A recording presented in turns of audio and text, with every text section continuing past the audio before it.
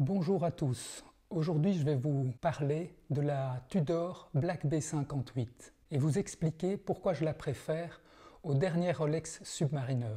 Au menu, nous verrons ensemble la présentation de la Tudor Black Bay58 Navy Blue, un peu d'histoire concernant Tudor, la Tudor Oyster Prince Submariner, d'où vient le succès des Submariners, la dernière vraie Submariner, pourquoi j'aime la Black Bay 58 Navy Blue.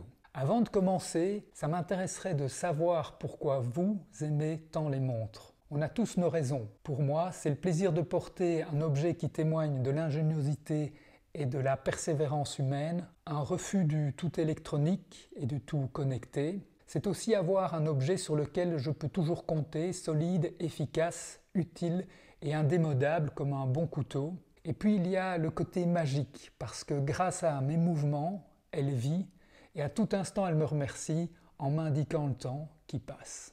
Mais je conçois également qu'il y ait d'autres raisons pour marquer un événement, parce que c'est le seul bijou que portent les hommes, pour certains hommes en tout cas, parce que ça permet d'afficher son statut ou sa réussite, parce qu'elle se transmet de père en fils, parce que c'est un investissement, mais alors il vaut mieux ne pas la porter et la conserver dans un coffre.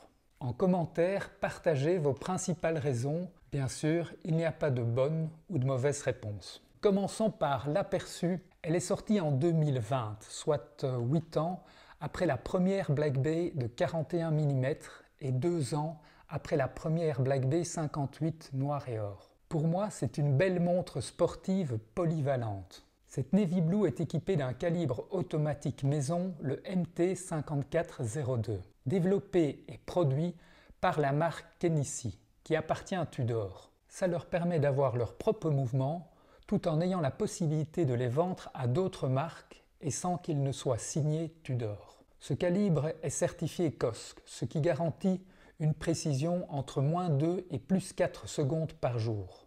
Ce mouvement offre également une réserve de marche de 70 heures, donc weekend proof. Avec un diamètre de 39 mm, cette montre est très agréable à porter et convient à pratiquement tous les poignets.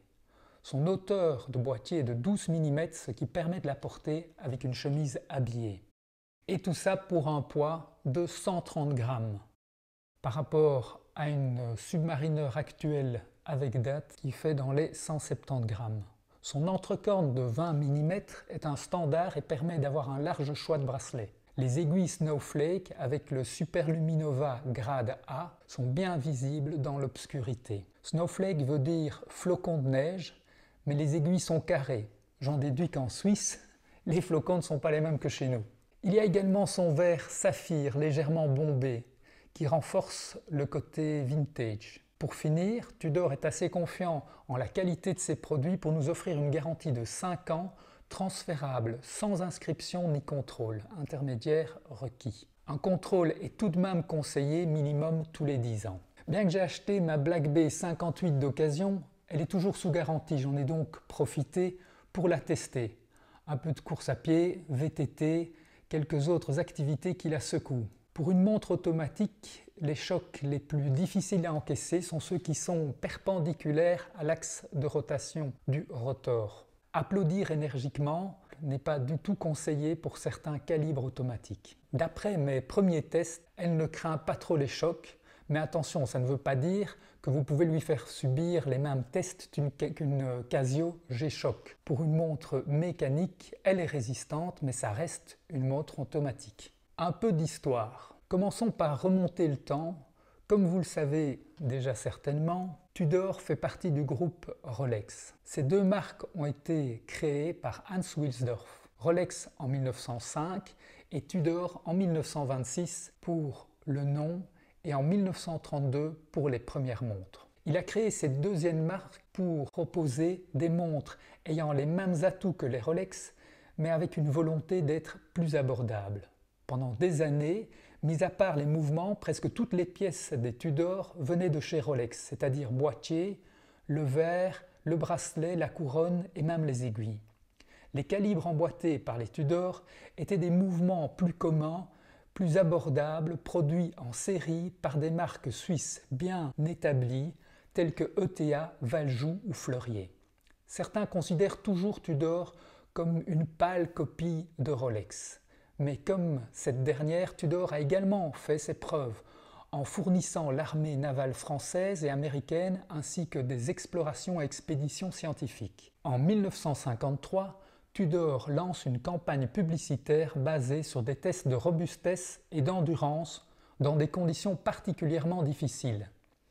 Montre portée par un ouvrier de mine à charbon pendant 252 heures d'extraction à la main, soumise aux vibrations d'un marteau-piqueur pendant 30 heures, portée par un tailleur de pierre pendant 3 mois, portée pendant 1 mois dans les opérations de rivetage de poutres métalliques dans la construction de bâtiments, portée par un pilote de course de moto sur une distance de 1000 miles. L'accent est mis sur la très haute résistance, la précision, l'efficacité de remontage ou l'étanchéité de ces montres, même dans des contextes d'utilisation extrême. En 1954, avec la référence 79-22, Tudor était en tête du peloton des marques qui ont lancé les premières montres de plongée étanches à 100 mètres. 4 ans plus tard, en 1958, Tudor présente la référence 79-24, une montre de plongée étanche à 200 mètres. En 1969, ils sortent leur première montre de plongée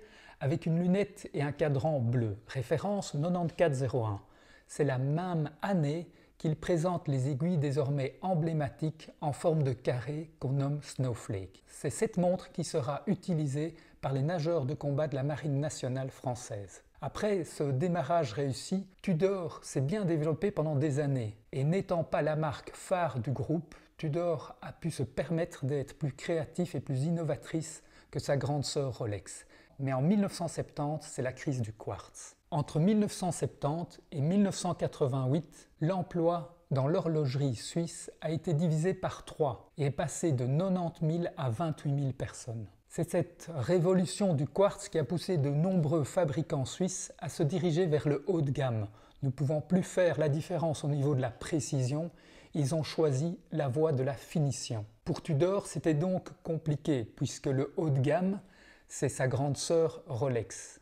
Entre les années 1980 et 1990, ce fut donc un passage à vide pour la marque Tudor. C'est en 2012 que Tudor fait un retour fracassant au devant de la scène avec la première Black Bay. Il y a également eu la Tudor Norflag en 2015 avec leur premier mouvement maison. Son succès fut mitigé, bien que ce soit un modèle que je trouve particulièrement réussi. J'ai eu l'occasion d'avoir la Black Bay de la première version, donc en 41 mm. C'était le modèle avec la lunette bleue et le cadran noir, la version qu'on appelle Smiley parce que la dernière ligne de texte ressemble à un sourire. Il emboîtait un calibre ETA 28-24-2 retouché par Tudor. Mais je l'ai revendu après un peu plus d'1 an. J'aimais le concept, mais je la trouvais vraiment trop épaisse et pour moi, ça la rendait inadaptée aux activités sportives, ce qui était pourtant son objectif premier. La Tudor Oyster Prince Submariner. Fin 1953, Rolex sort sa deuxième montre professionnelle, la Rolex Submariner, juste après l'Explorer. Pourquoi montre professionnelle? Parce qu'elle était destinée à un marché professionnel bien spécifique. Dans ce cas, la plongée sous-marine qui commençait à se populariser suite aux inventions d'Émile Gagnan et de Jacques-Yves Cousteau. Moins d'1 an après Rolex, en 1954, Tudor sortira sa première Oyster Prince Submariner, qui s'arrêtera qu'en 1995 et sera remplacée par la Pelagos qui est toujours au catalogue Tudor. Lors de leur création, les unités de nageurs de combat françaises et par la suite américaines ont choisi la Blancpain 50 Fathoms. Mais par la suite, ils ont également utilisé des Rolex et des Tudor Submariner. Pour la Marine nationale française, il y a entre autres eu la Tudor Marine nationale MN78. Submariner référence 9401 avec la lunette et le cadran bleu, bien connu des collectionneurs. Et c'est à ce modèle 9401 que fait référence la Black Bay 58 Blue d'aujourd'hui. D'où vient le succès des Submariners? Mais à l'origine, avant que ces montres ne soient devenues des légendes, pour quelles raisons les achetait-on? Parce qu'il était écrit Rolex? Parce qu'elles coûtaient cher et permettaient d'afficher sa réussite? Parce qu'elles étaient un bon investissement? Parce qu'elles avaient une superbe finition? Non. C'était parce qu'elles étaient efficaces, parce qu'elles étaient fiables et robustes. Elles étaient dépourvues de fioritures, elles étaient juste simples et efficaces. Il y a la dernière vraie Submariner. Ce thème n'est pas nouveau sur Internet et vous trouverez pas mal d'articles sur le sujet. La dernière vraie Submariner serait la 140-60 M ou non M, no date. Le M précise que le mouvement a été modifié. Le calibre 3000 et le calibre 31-30 pour la M. Ces différentes versions ont été produites entre 1989 et 2007. Personnellement, ma préférence va à la première version de la modifiée, avec les 2 lignes de texte à 6 heures. La suivante à 4 lignes de texte et tout le blabla COSC. J'avoue que je suis plutôt d'accord avec l'idée que cette montre est la dernière vraie Submariner. Cette montre a tout ce qu'il faut et rien que ce qu'il faut. Si je ne me trompe pas, elle n'existait pas en version or, ce qui me semble plutôt logique. Une montre-outil en or, c'est un peu comme un marteau en or. Oui, ça enfonce des clous. Mais ça n'a aucun sens. Si c'est pour acheter une montre en or, qu'on aime vraiment la grande horlogerie, il y a une multitude d'autres garde-temps pour lesquels l'or est nettement plus approprié. Pour revenir à la Tudor Black Bay 58 Navy Blue, ce que j'aime, c'est qu'elle revient à l'essentiel, comme cette 140-60. Mais pour avoir un modèle de la dernière vraie Rolex Submariner d'occasion, vous devrez débourser 3 à 4 fois le prix d'une Black Bay. Et si on compare la Black Bay 58 aux Rolex Submariner qui ont créé la légende, on constate que la Black Bay 58 qui est dans le même style est plus solide, plus lisible et plus précise, ce qui est logique puisqu'elle bénéficie de toutes les recherches qui ont suivi. Mais il y a bien sûr une multitude d'autres marques moins prestigieuses ou moins suisses, des marques allemandes, françaises et même belges, des marques qui jouent sur leur histoire ou des marques toutes jeunes qui proposent de nouvelles idées. Et pour en citer quelques-unes, moins connues que les grands classiques suisses, il y a Baltic, Serica, Charlie Paris, Ralph Tech, Le Forban Sécurité Mère, BND, Acron, Atelier Jalapper, Redillon, Gavox et récemment Holocene du youtubeur Joao. Cette petite sélection est focalisée sur des montres sportives, j'en ai certainement oublié, mais je compte sur vous pour combler mes oublis et qui sait me faire découvrir de nouvelles perles. Ce qui est certain, c'est qu'il y a le choix, il y en a pour tous les goûts et pour tous les budgets. Si on me demande d'énoncer les raisons principales pour lesquelles j'apprécie tant la Black Bay 58, c'est en premier parce que je trouve qu'elle reste fidèle à l'esprit des premières Submariner, en tant qu'outil solide, efficace, presque basique. En deux, c'est pour leur format 39 mm qui les rend très agréables à porter au quotidien. Une taille également plus proche des anciens modèles Submariner. En 3, leur lisibilité, sans trop d'informations sur le cadran. Un dernier mot avant la conclusion, les faux rivets du bracelet acier. Quelle histoire incroyable, toutes les discussions que j'ai vues et lues à ce sujet. Personnellement, je ne suis pas vraiment pour ces faux rivets, mais franchement, quand vous la portez, ça se voit à peine. C'est la montre qu'on regarde.